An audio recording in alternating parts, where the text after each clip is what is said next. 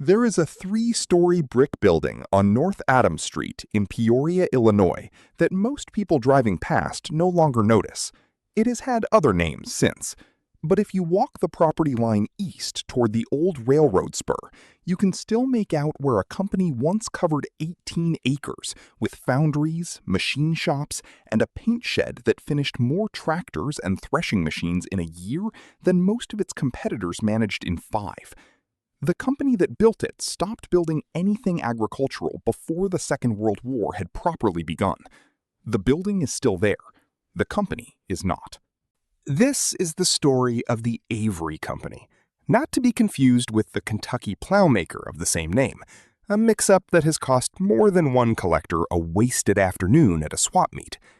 This Avery, the Peoria Avery, built the strangest, most distinctive tractors of the early gas power era, machines with their engines slung low and forward under a boiler-shaped hood, so that a farmer plowing a quarter section outside Galesburg might reasonably mistake the thing coming down his fence row for a runaway locomotive.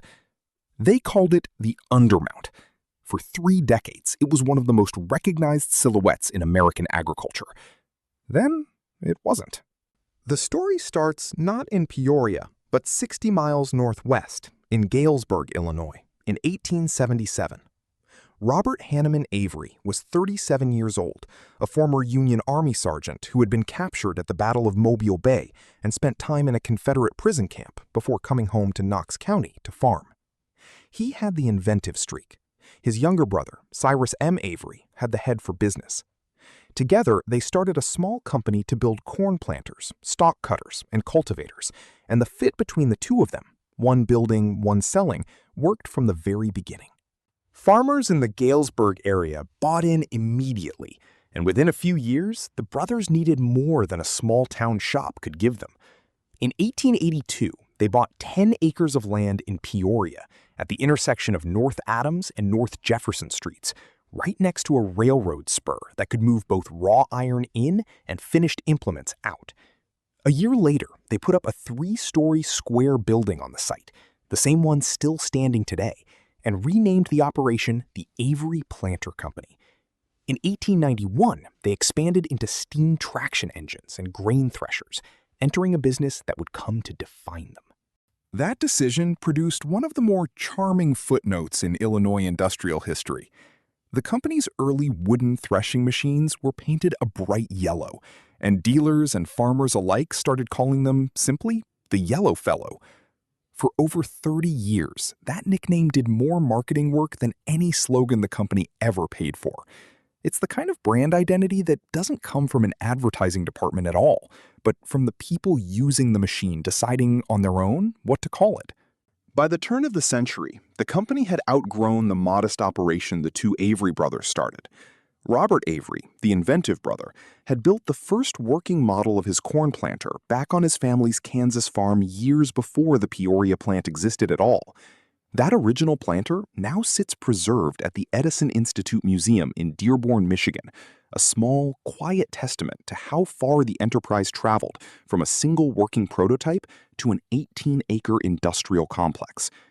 Cyrus Avery ran the business side until his death in 1905, at which point J.B. Bartholomew, the same young man who had started with the company 26 years earlier hauling lumber for $1.10 a day, took over as president and steered the firm through its most ambitious years of growth.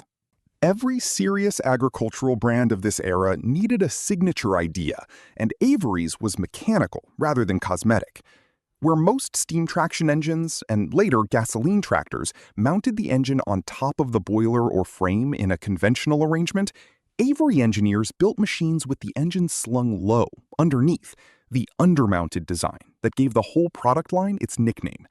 The visual effect was unmistakable, a long, low profile that made an Avery tractor look, at a distance, like a small steam locomotive that had wandered off its tracks into a wheat field.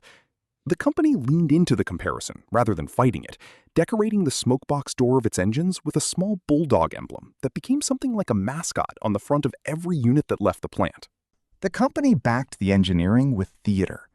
At the 1906 Iowa State Fair, The American Thresherman reported on an Avery demonstration in which the company's traction engines climbed wooden blocks 29 inches high, while a boy of 12 or 13 operated the controls with perfect ease, and a 22-horsepower engine pulled a 10-bottom plow through ground described as hard as some men's conscience. 10,000 people, by that account, turned out to watch. That is not a company hoping people notice its machinery. That is a company that already knew they would. By 1899, the business was reincorporated as the Avery Manufacturing Company, with capital stock raised to $600,000. In 1907, after C.M. Avery's death 2 years earlier had put longtime employee J.B. Bartholomew, who had started with the firm in 1879 driving a lumber team for $1.10 a day, into the president's chair, capital stock was raised again to $2.5 million, and the firm took the simpler name it would carry to its end, the Avery Company.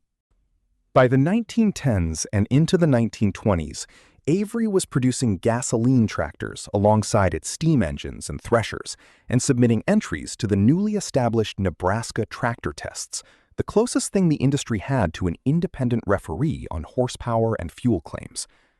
The company's big gas tractor of the era, the Avery 4080, carried a distinctive round, vertical tube radiator and an exhaust stack rising through its center, a machine built for the biggest wheat and corn operations of the northern plains, where a farmer needed raw pulling power more than finesse. Alongside it sat a full range of smaller tractors, threshers, plows, and the company's famous track-laying experiments, all shipped out of the same Peoria works that, by the early 1920s, had grown into the city's largest single manufacturing employer. This was the peak. Products carrying the Avery name and the Bulldog emblem were being sold not just across the American grain belt, but overseas as well. If you farmed anywhere from central Illinois to the Dakotas in the years just after the First World War, you likely knew someone running an Avery. You knew the shape of that low, locomotive-style hood coming across a field, and you knew it meant a machine that had been built by people who understood threshing as well as they understood iron. What made the company's catalog remarkable wasn't just the big 4080 at the top of the line. It was the breadth underneath it. Smaller gas tractors scaled for a quarter section rather than a whole section, gang plows built to be pulled behind them, and the threshing separators that had carried the Avery name into barns since the Yellowfellow days of wooden construction. A farmer buying into the Avery line wasn't just buying a tractor. He was buying into an entire system. The tractor that broke the ground, the plow it pulled, and the thresher that processed what the ground produced come harvest. Few of Avery's competitors offered that same soup-to-nuts completeness under one nameplate, and it was part of what made the brand feel less like a vendor and more like a partner a farm could build its whole operation around. The Nebraska tractor tests mattered here in a way that's easy to underestimate now. Before that program was established in 1920, a farmer buying a tractor had almost nothing independent to go on beyond a dealer's word and a company's own advertising claims about horsepower and fuel economy. Submitting machines to Nebraska for testing was, in effect, Avery inviting outside scrutiny of the numbers it had been printing in its own catalogs for years, a bet that the machines could back up what the company had been saying about them. For a company built on the theatrical demonstrations of the 1906 Iowa State Fair, that was a meaningful shift toward a more sober, numbers-driven relationship with the customer, arriving right as the industry itself was maturing past the era of blocks and boy stunts. Most stories like this one point to the farm crisis of the 1980s as the moment everything broke. Avery's story is a decade of hardship ahead of schedule. The agricultural depression that followed the First World War hit in the early 1920s. As European farm production recovered, commodity prices for wheat and corn fell hard, and the wartime expansion that had convinced so many equipment makers to build bigger plants and bigger product lines suddenly looked like overreach. Avery had reached what looked like its peak year in 1920. The clouds were already forming. The company had grown fast, adding models and expanding capacity through the 1910s, but without matching that growth with the engineering, research, and testing programs that a more disciplined competitor might have built alongside it. Farm historians who have studied the collapse tend to land on the same conclusion. It wasn't overexpansion alone that brought Avery down, but the absence of a serious engineering and training program to match the ambition of the product line. A company selling that many different machines across that many farm sizes needed a research operation sturdy enough to catch problems before customers did. And Avery, for all its inventiveness, never quite built one. When the agricultural depression arrived in 1921, it exposed exactly that gap. The order books that had been full during the war years emptied out almost overnight as commodity prices farmers depended on to justify a new tractor purchase collapsed alongside European farm production's post-war recovery. A machine shop the size of Avery's, 18 acres of foundries and assembly floors built to satisfy wartime demand, does not shrink gracefully. Fixed costs stayed high while orders disappeared, and by 1923, the financial pressure had become unsustainable. In early 1924, the Avery Company went into bankruptcy and receivership, a formal collapse of the enterprise that Robert and Cyrus Avery had started as two brothers with a corn planter 47 years earlier.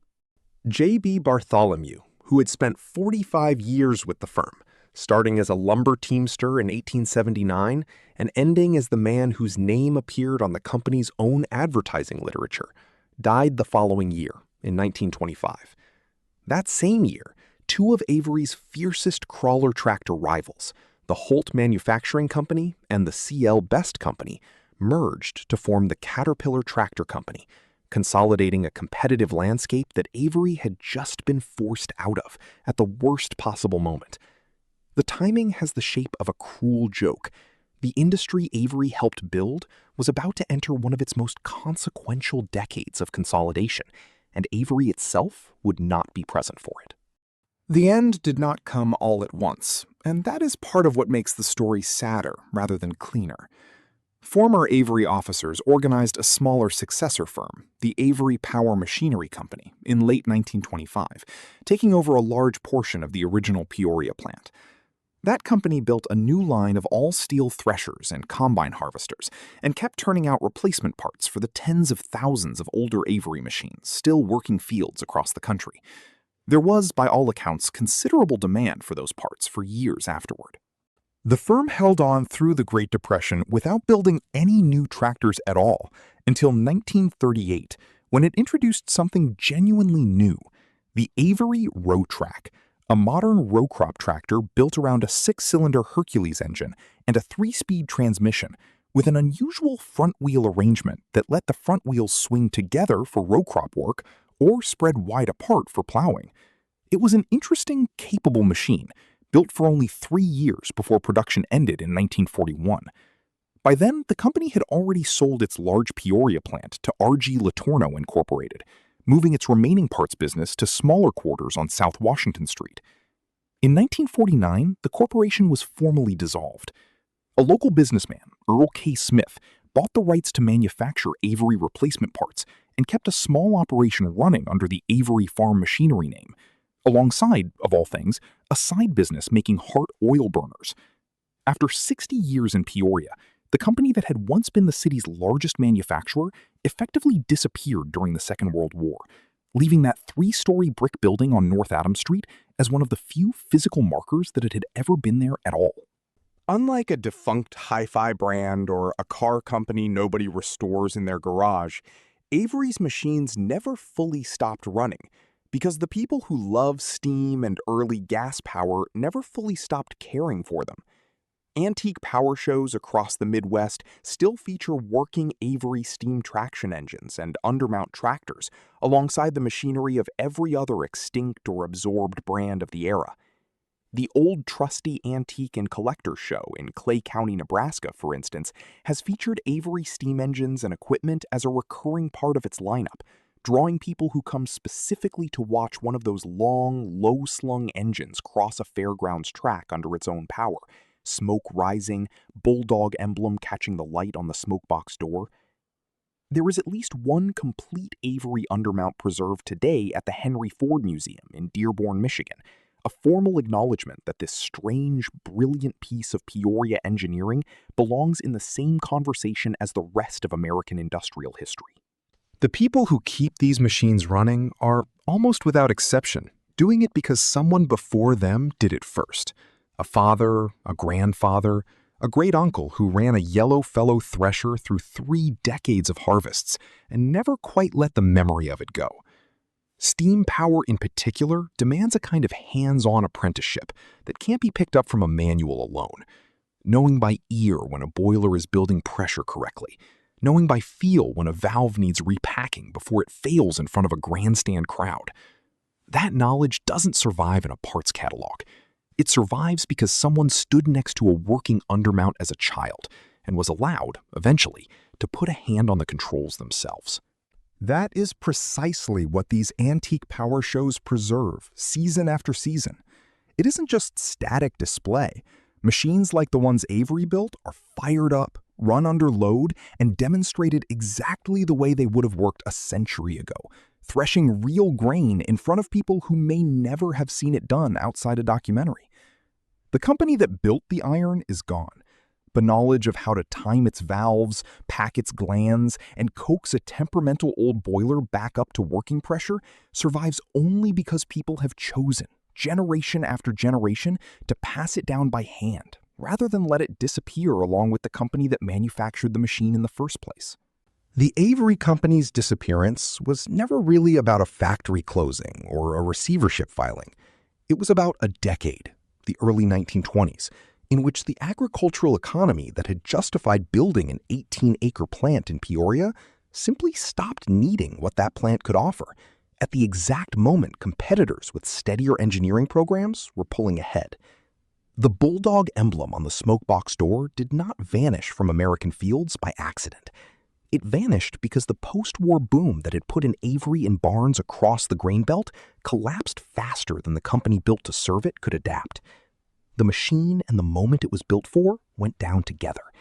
That is the real obituary here, not the bankruptcy filing, not the building on North Adams Street, still standing under someone else's name. The moment in American farming that made a machine like the undermount possible in the first place, and the fact that moment, once gone, never quite came back.